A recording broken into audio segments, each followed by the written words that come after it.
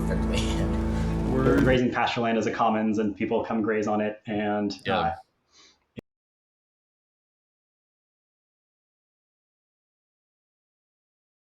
can turn this much more easily.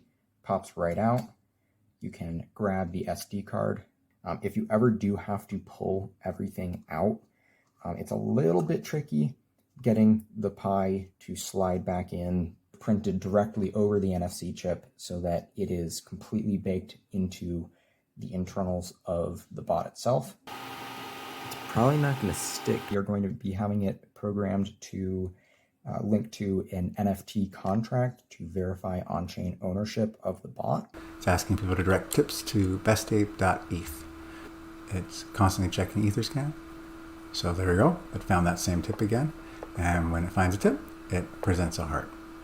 I go to OpenSea and see if there are any particular pieces of NFT art. And in this case, it's a crypto skull that the person has.